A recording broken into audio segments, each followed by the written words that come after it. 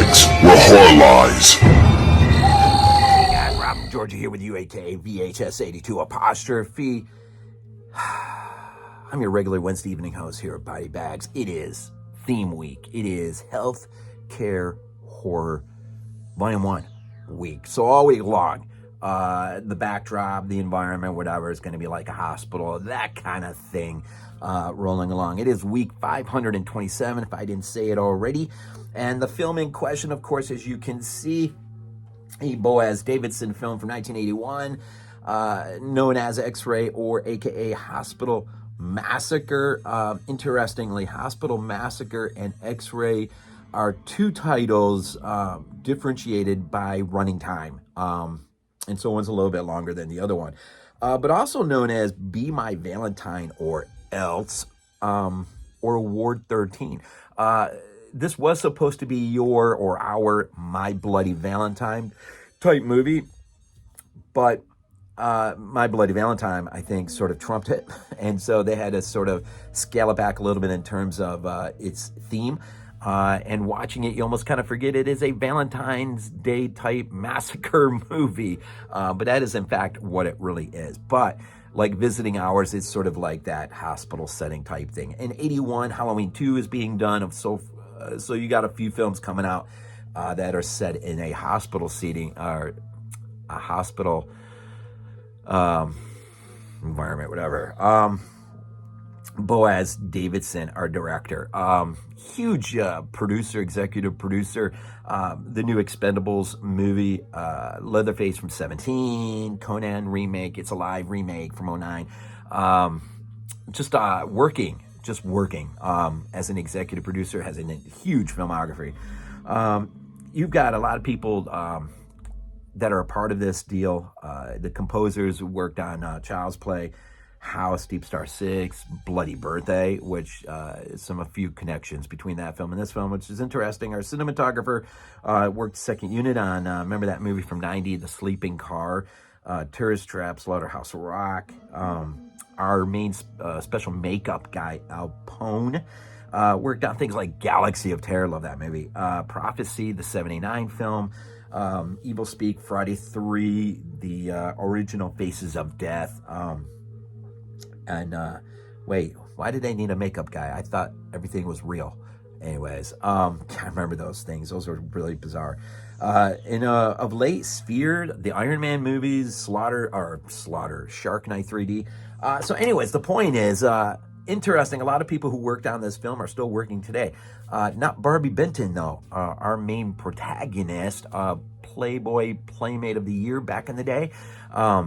She is way outside the entertainment industry today. I think some kind of interior designer or something like that.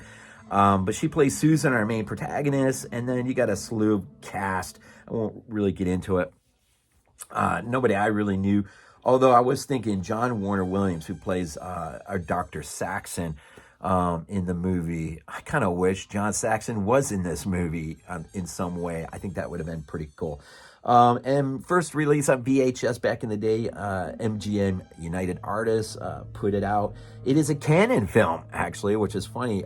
They don't have a lot of horror movies in their filmography. I think of Texas Chainsaw Massacre Part 2, but really just a handful, I think. So I'm not going to go far into this thing. It is sort of a whodunit with a reveal at the end. I'm not going to ruin it here. But if you've never seen it before, I'll set you up real quick. Opening scene sort of lays the foundation for motive and why everything happens in the rest of the film, although it does take quite a bit of a leap in certain areas of the film. It is a fun ride, though. It's probably, I think it's got a little bit of a pacing issue here and there. It does feel slow at parts. But our opening scene involves our young version of Susan, a little girl and her friend playing in the living room. Oh, it's a train set or something. And there's a knock at the door, a window or something, maybe the door. And so the one boy gets up, he goes and answers, and there's a card out there of sorts. And it's to the girl, Susan, be my Valentine. Well, they have fun while the kid is peeking in through the window, they have fun laughing at it, and she crumples it up and throws it. When she goes out of the room, she hears cluttering of noise. She comes back in. Her little friend is up on the coat rack, dead. And so presumably this kid came in real quick and, I don't know, seemingly supernatural, like, grabbed this kid and just broke his neck and put him up on top the clothes rack or coat rack, whatever. And so boom, jump out about 20 years or so. We catch up with Susan, and she is recently divorced, but she does have a fiance. She has a daughter. She's going to the hospital to pick up test results of some recent visit. And let's just say once she enters this hospital, enter the world of just bizarre. I mean, like, at times it doesn't even feel like a hospital. It feels like an insanity ward or something, or even some sort of prison ward. Or what this guy does, man, this guy, so presumably he grows up, but he's never gotten over this idea of not having her as a Valentine, right? And so he just constructs this elaborate plan, which he just sort of springs the moment she sort of walks into the, for the lack of a better phrase, Venus fly trap of sorts. And so once it begins with him just switching out her test results for someone else who has some serious stuff going on. Well, this is all a huge shock to her. And although they don't tell her exactly what's going on at first, they basically treat her immediately as sort of an inmate of sorts. I mean, they like won't tell her. Of course, it doesn't help that the killer, who's already beginning to run amok, masquerading as a doctor, as a surgeon there, he has already killed her doctor. And so they're scrambling to try to find the doctor. They don't know what's going on. And so she basically just becomes like a prisoner against her own free will as the crazed lunatic begins to run amok and slaughter anyone and everyone who gets in his path, heading towards our climax that will involve a final fight between our protagonist Susan and the lunatic who never got over having her as a Valentine.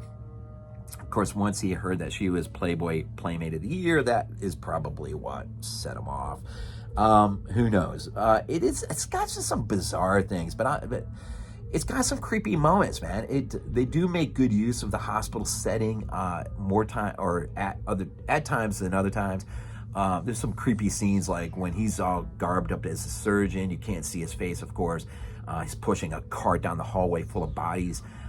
Some of the scenes of him just going after people are pretty brutal. There is I'm trying to I can't even think right now. This week with Thanksgiving and everything has just been like every day runs into the next. I'll just say, some of the kills were pretty impressive. I was like, all right, that's pretty cool. And this guy does it with such ferocity. I mean, it's like, this dude's a lunatic. Like, when he starts to kill, like, he's carrying out a vendetta against each and every person he gets his hands on. It's like he's got something personal. So I don't know, maybe he's spent the last 10 years or so working in this place being not treated real well. Maybe he hasn't made that level of being a surgeon. Maybe he just feels, I don't know, maybe he's just got a lot of serious things going on. Plus, can't forget, he killed a little kid when he was a little kid, and so there's that going on. And it does finally lead up to our finality, our reveal, and she'll know exactly by the end of what's going on. And it's not a bad little movie, man. It's not a bad movie. It's if you've never seen it, I know Scream Factory. I'm pretty sure Scream Factory put out a release of this. And then, of course, with the likes of Shudder and everything else, I'd be pretty shocked if you couldn't just find it somewhere. But the 88 release does boast of a commentary track with Justin Kurzweil of the famed Hysteria Continues podcast, with Callum Waddell, who in his own right has directed a lot of awesome documentaries. The one they mentioned here is Slice and Dice, the slasher film forever. That probably is the main thing, and some interviews and stuff. other than that, it's pretty, it's pretty bare bones, but it's part of the Slasher Classics collection of 88 films. And it does have, I do believe, the original artwork on the other side, which is pretty cool. So anyways, there you go. Healthcare Horror Week, for my little part, revisiting a movie that I'm sure I would have rented, Compliments of MGM United Artists back in the day, from the video store, when we would go in there, of course, on a Friday night and stack up those VHS tapes and go home and just, man, pile through, right? And get them back rewound so you didn't get that fee, and get them back in time so you didn't get charged a fee. Those were the days. But now our VHS collection is up on our shelves for some of us. And I'll just say this too real quick. I'm going to be reviewing a movie towards the end of December, which a lot of people are going to say, why the heck are you reviewing this on BodyBags? And all I'll say is, I'm sort of going to begin to set the foundation now of my motive. A lot of it has to do with this increasingly growing divide between streaming platforms and physical media. And there is a few directors that have just recently have become more public about our responsibility as a film viewer to not just collect, but to, if you enjoy a film and you want to see the film again post the theater, then we really do have a responsibility to go out of our way and try to pick that up.